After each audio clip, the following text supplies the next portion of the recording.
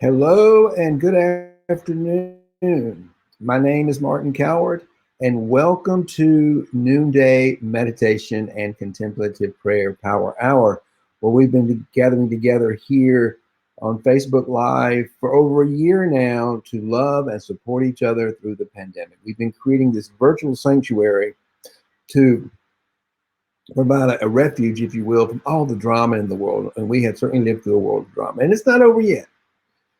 And I'm having, I don't know why, but I'm having a particularly difficult day today. So I had an idea that I'd do something to be easy on myself in celebration of women. We're celebrating women this month.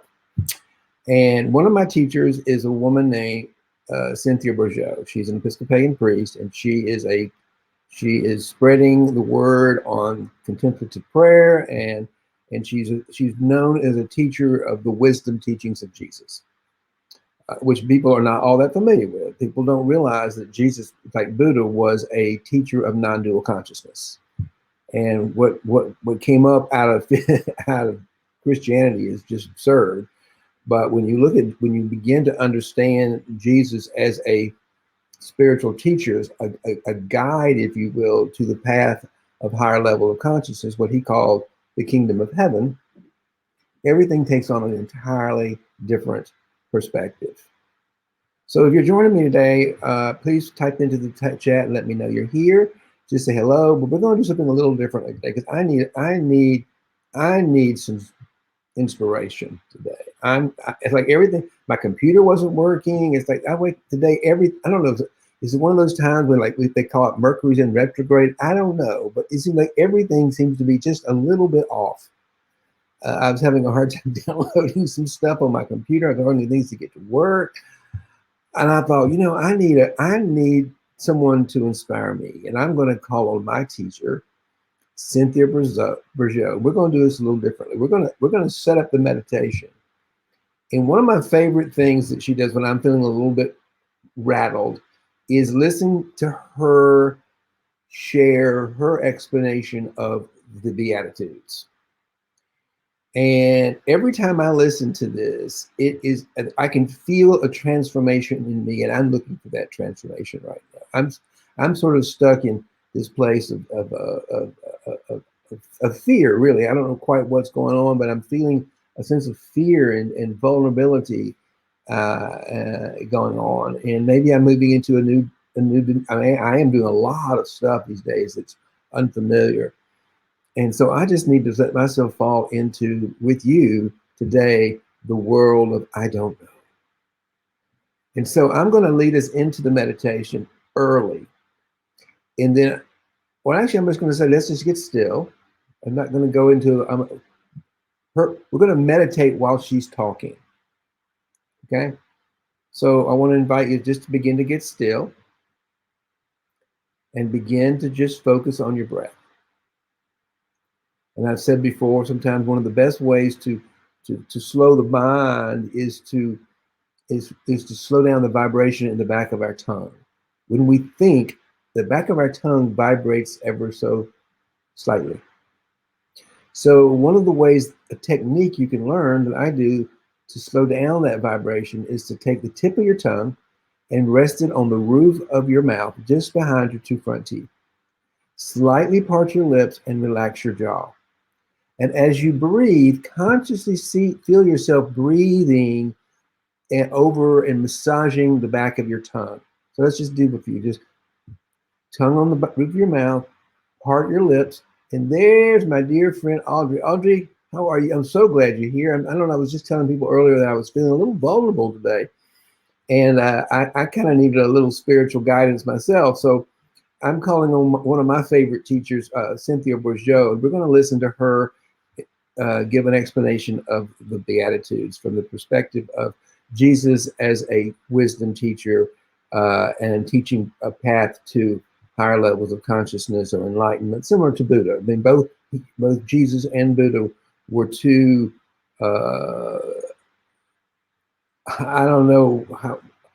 two human beings who walked the planet at an extremely high level of consciousness of unconditional love. And that's what we're still learning from his teachings today. And if you begin to see Jesus from the perspective as a non-dual teacher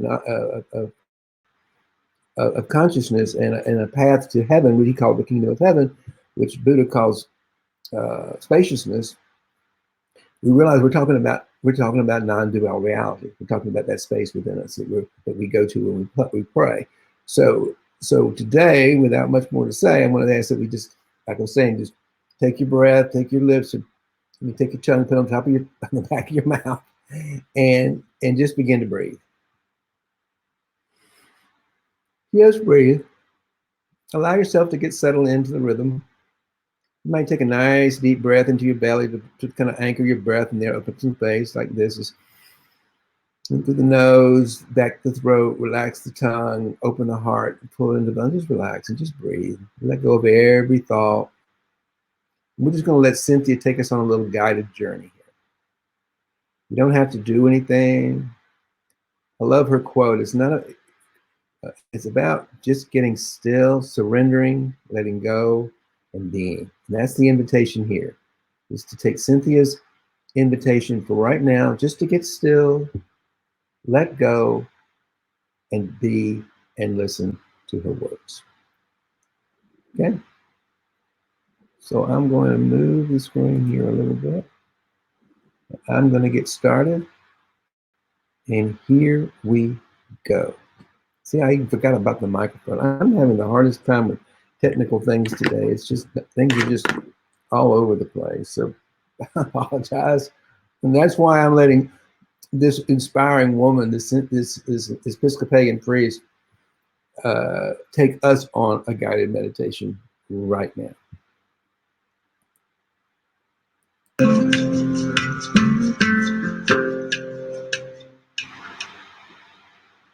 Repent, for the end of the world is at hand.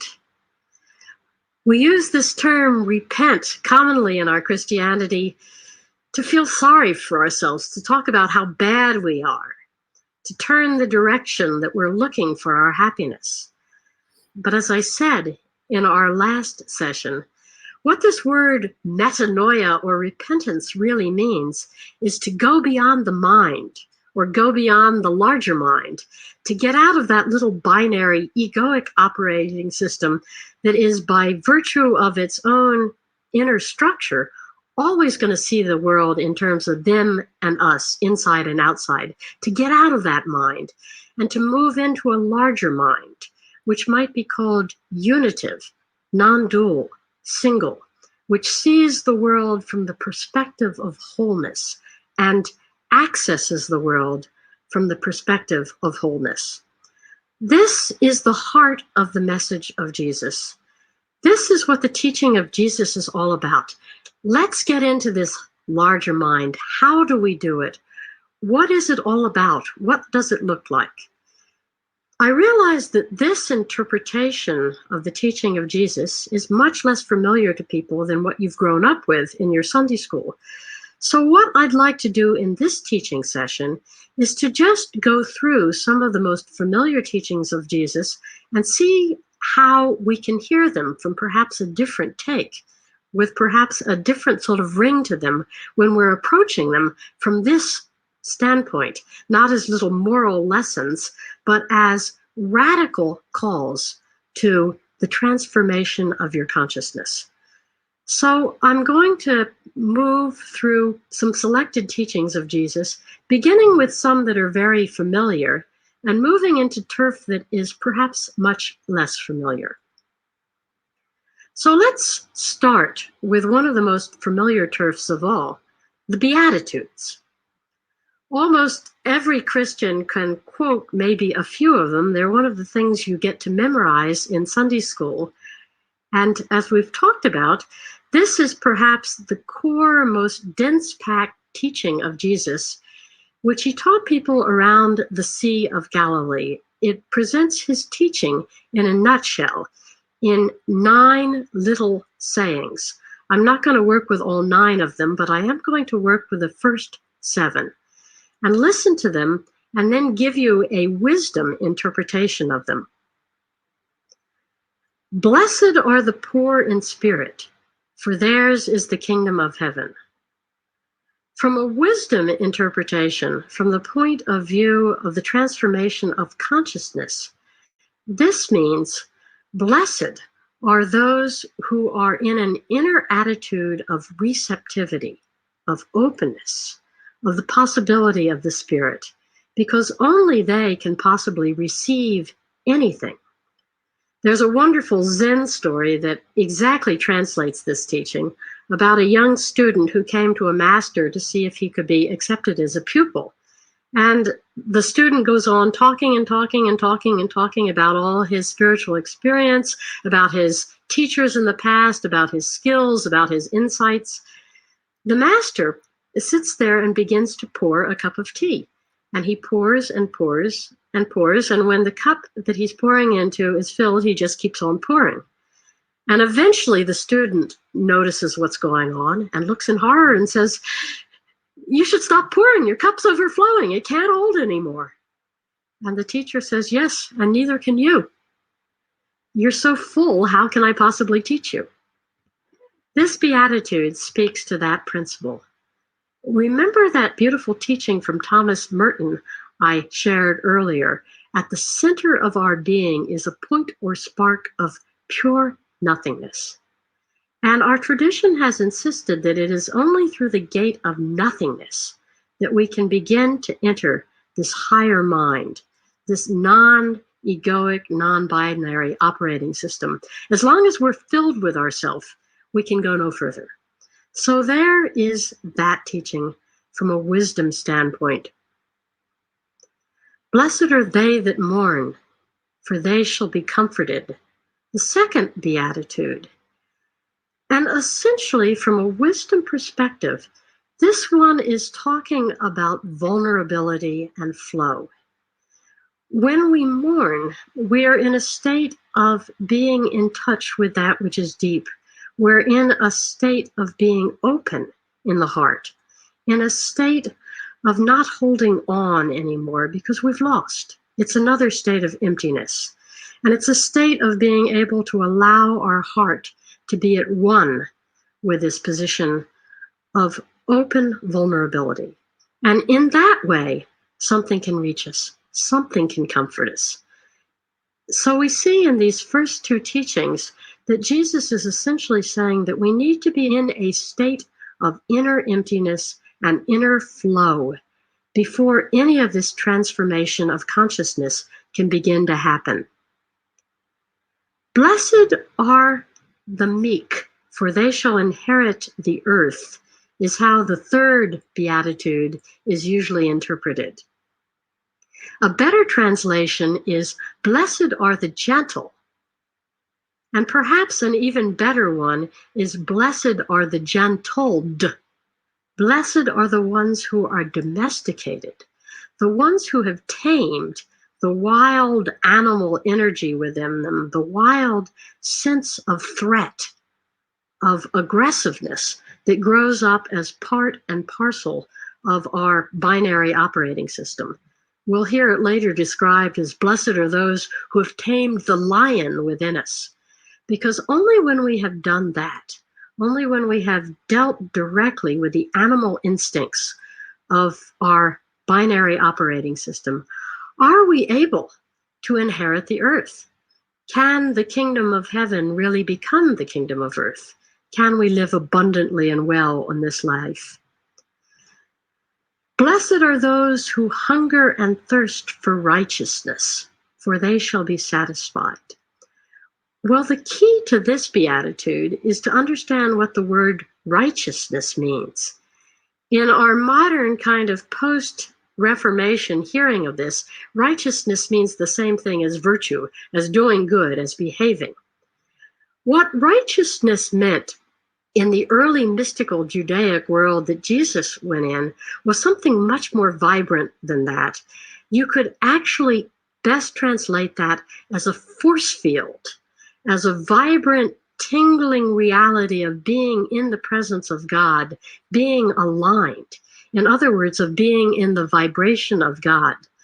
To hunger for righteousness is to hunger for being within the being of God, to hunger for being center, to hunger for connectedness. And it's only in this hunger for that connectedness that anything can happen. But what Jesus says is that when you can feel this hunger in you, when you can feel this hunger for the primal vibration that connects you to the divine world, to the axis beyond your sort of linear human life, as soon as you hear, as soon as you yearn, it shall be filled. Because as we approach this path of transformation, the most valuable thing that we have working in favor of us is our yearning.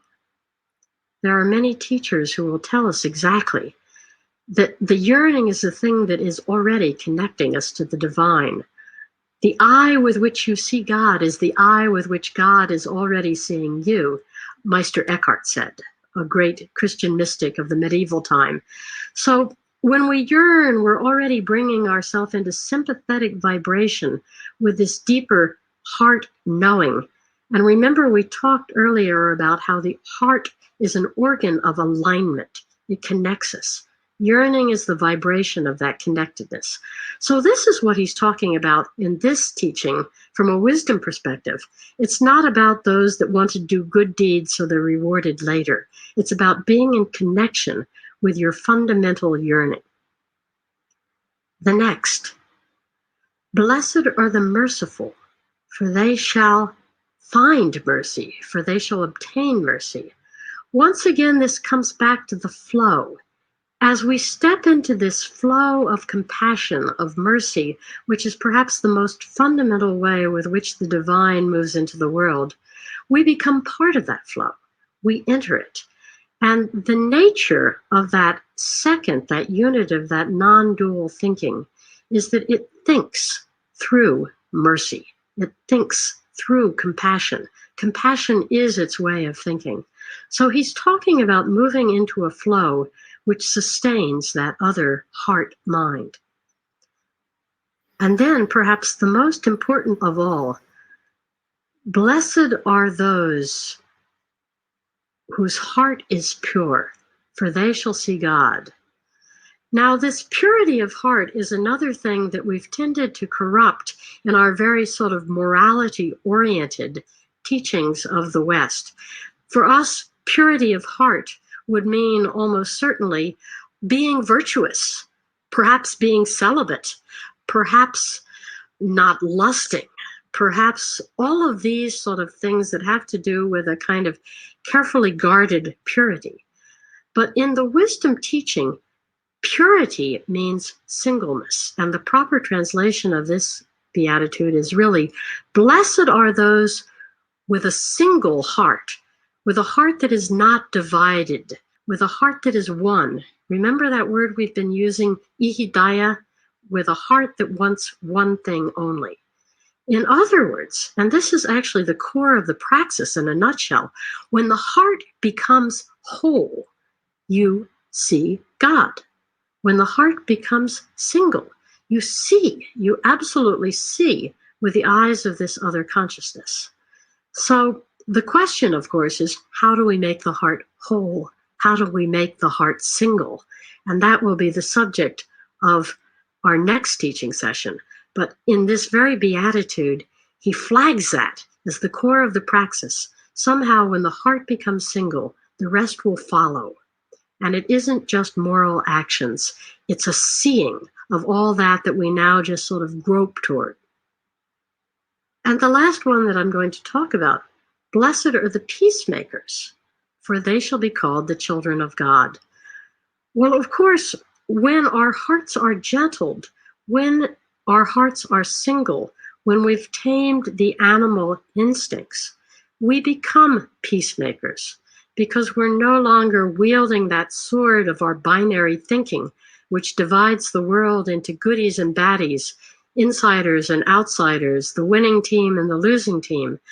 What flows from the united being is a peaceableness that flows into the world as harmony and compassion. He talks in the next two Beatitudes about persecution, and I'm not going to speak about this too much, except to say that what Jesus is flagging here, and what we'll see when we actually look at how he lives his life, is that for better or for worse, it's usually only in the experience of persecution, or in other words, of being dislodged from the usual egoic comfort zone, that we begin, most human beings, to really discover what's there at the depth. So that is perhaps a fast cook's tour of Jesus's most familiar and concentrated dose of teaching, but it certainly gives you some sense of how this teaching resonates as a wisdom teaching rather than as maxims for daily living. And we see that in these Beatitudes, he's talking about a radical transformation of consciousness, which is embraced through a poverty of spirit, through a willingness to enter the flow, through a willingness to domesticate those violent animal programs within us, and in that way to fuse and unite our heart. Very powerful teaching. Teaching that would not be unlike what you might find today in one like the Dalai Lama. It's a teaching of making loving kindness the heart and soul of your being.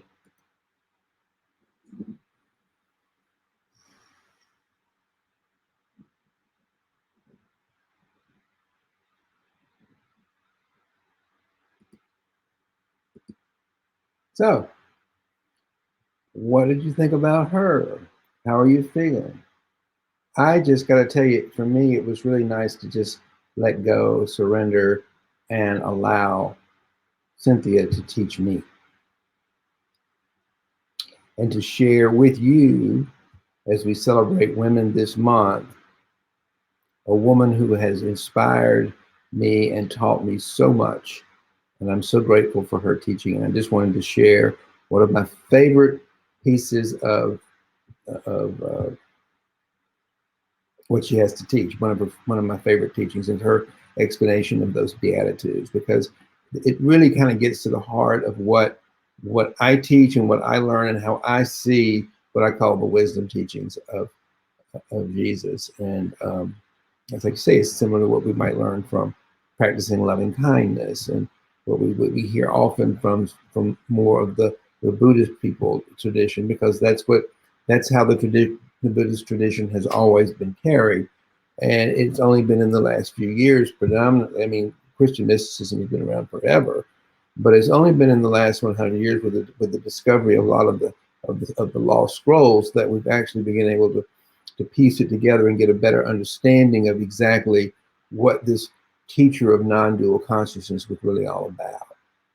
Another thing that's really kind of interesting is when you begin to look at like the Gospel of Mary Magdalene and the Gospel of Thomas and some of these other scrolls that have been found recently, we get a much bigger understanding of the divine feminine that's been missing from our planet, and what I believe is coming back into within all of us. I mean, I certainly have a deeper relationship with my divine feminine.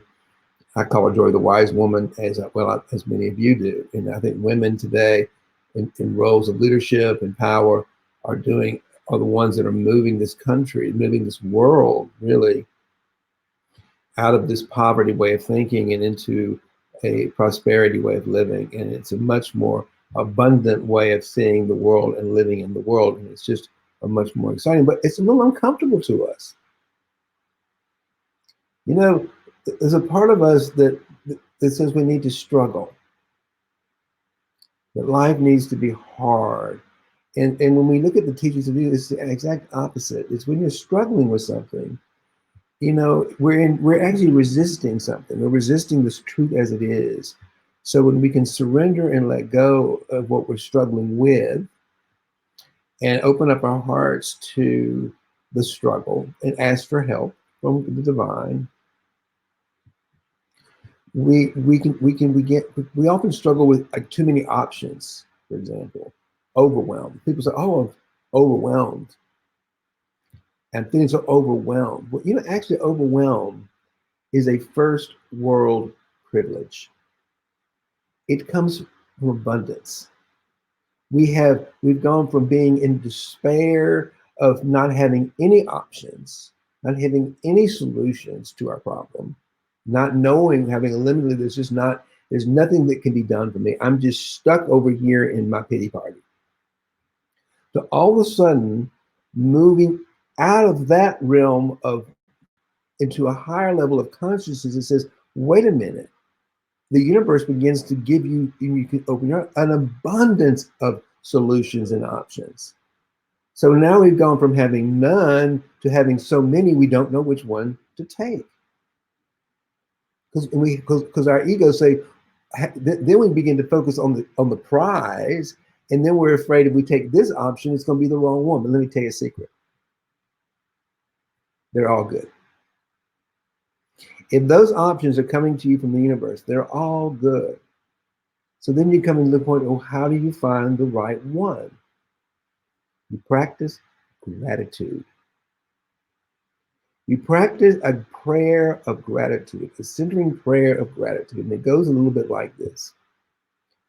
Oh my God, I am feeling, you become aware, I'm feeling overwhelmed right now. I've got so many, God, the universe, thank you so much. I didn't think I have any options, but you've given me so many to choose from. I don't know which one to take. I don't know. I'm surrendering all these options because I don't know which one to follow. Right now, I don't know what the next step is. So I'm so afraid if I take the wrong one, it's going to be the wrong one and I'm going to fail. That's what's going on in our head. So we surrender all of that, all those limiting beliefs. And we say, God, I don't know, but I tell you what, I'm grateful that you gave me some options. Because yesterday I didn't know I had any. So if we look at the options, we open our hearts and we look at the options as like, wow, look at all these options. I'm so grateful. Yesterday I had none, and now I've got infinite. They keep coming, they keep coming, they keep coming. And we begin to open our hearts in gratitude, and then allow yourself to get still. And this is how you choose. You feel your way into the one that feels the lightest. I think there's somewhere in scripture that says, my yoke is easy and my burden is light. That's what Jesus is saying. Let me take it on the mantle and let me lead you. And we don't need to struggle anymore. That's the egoic mind thinking you need to struggle, you need to work hard, you need to do all this stuff. No, as Cynthia says, we just need to be still and let go. And let that divine lead us into the next thing, and then the next thing. And if we always do that from a place of love and gratitude and appreciation and abundance, we'll do the right next thing. And it will feel good. It won't feel hard. It won't feel like a struggle. It will feel good. It will feel light. That's the option you want to take. The one that feels the lightest, because that's the one that has the highest creative energy field. And that's how transformation happens. We step into that higher level of consciousness where transformation can occur of light. So you want to go into the next option with the one that feels the lightest.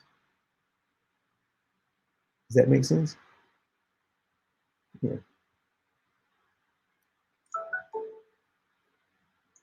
I'm having to practice this myself because right now I'm in a program where I'm all of a sudden I went from not really knowing how to build my practice, how to build my business, to like all of a sudden now I'm overwhelmed with great ideas and great options and great ways to do.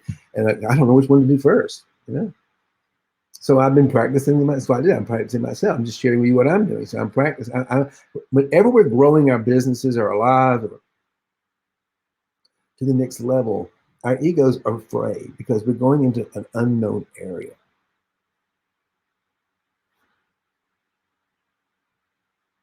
So we just have to become more self-aware and become the contemplatives in practice, mystics in practice. And that means we actually practice contemplative prayer to get us into heart space and feel our way into the next right action. And if we just have a whole life of successive next right actions of open heart and gratitude, just showing up with love and gratitude and letting the heart guide us, because it feels right, it feels light, it feels creative. And it may feel unfamiliar because we're, like I say, we're so used to living in a world that's so hard. We feel like we need to struggle. We're not doing anything, but actually we are. Actually we are.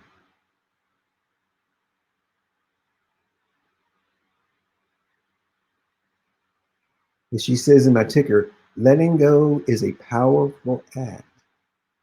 Letting be creates new worlds. And on that, unless anybody has any, I'm going to let us all out early. I got to get ready for 1 o'clock. Oh, I almost forgot. Today at 1 o'clock in my Facebook group for gay, bi, trans men, Financial Heart Space for gay, bi, trans men, I am leading, as I do every Wednesday, a live workshop. And today's workshop is all around what is our imposter syndrome here to teach us.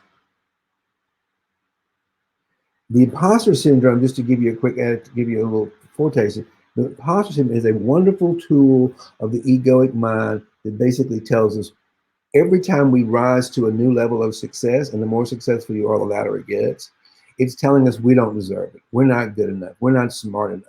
We're a fraud. We're a phony. We're an imposter. It happens to all of us. And it particularly happens to entrepreneurs and corporate leaders as you move up the corporate ladder, and there's nothing, the thing is, there's nothing you can do externally, because the more you do, the more you kind of reinforce this false belief that you need to do more in order to be worthy of this new position that you've got of leadership or CEO of a company, whatever you're doing. It's a false narrative. It's like all shadow. It's a false narrative based on a belief of I'm not good enough, okay? And it shows up in what we call the imposter syndrome. So the question is, when the imposter, and it shows up a lot for entrepreneurs and business leaders. And I say the more successful you are, so what do you do when that imposter syndrome comes up? What do you do? Because, well, how does it show up? It shows up as perfectionism. It shows up as self-sabotage. It shows up in all sorts of ways. And it's the fear that it shows up in having to work harder. Back then, we have to work harder to prove our worth. We have to do less be. So what do we do when we're facing with the imposter syndrome? What is it here to teach us? The thing about the shadow is it's always here to point us to a deeper spiritual truth of who we are. So the imposter syndrome is telling us we're not enough. If we let go of that and we look at the flip side of that, the positive, it says we are more than enough. We are more than abundant. We are abundant. We are loved. There's nothing lacking. So the imposter syndrome, if it's coming up at a certain time, it might be showing you where to look. And at least you need to look at something in your life to see what's in shadow with you right now that you need to pay attention to. That's why it's a gift. That's why it's an ally. It's here as in any shadow to point us to something going on in our lives that we need to pay attention to. Maybe we need to pay attention to our finances. Maybe we need to pay attention to our spouse. Maybe we need to pay attention to getting our taxes done. You know, it's not telling us to do something. It's just telling us to wake up and look over here. Here is where your internal work needs to be done. Because the way we resolve the imposter syndrome is the internal work. We want to be able to internalize our successes, internalize our victories, internalize how we've made a difference in the world. And one of the ways to get us to do that is through gratitude and prayer.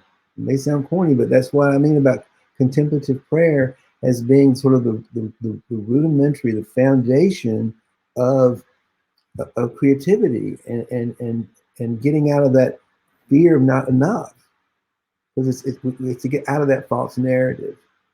So today, while I got off on this tangent, maybe I'm practicing a little bit for my workshop later, but because I do that sometimes. But the thing is, that's what I'm going to be talking about today. in my private group for gay, bi, and trans men, particularly entrepreneurs. So that's you. Please, there's a link somewhere around this video that take you right to go to the Financial Heart Space Facebook group, and there's a link there, take you right to the group, and come join us today at 1 o'clock, because we're going to have a really great time over there. Okay? So, in the meantime, may love and prosperity prevail. Thank you so much for being with us today. I really needed the love and support I'm getting, particularly you, Audrey. Thank you so much for saying hello, and have a great evening. And tomorrow, my guest is going to be Robin Hatcher. She's my speaking coach. And she is an extraordinary woman doing ordinary things that are inspiring all of us. So tune in tomorrow at noon when Robin Hatcher will be our guest as we continue celebrating women this month. Thank you so much.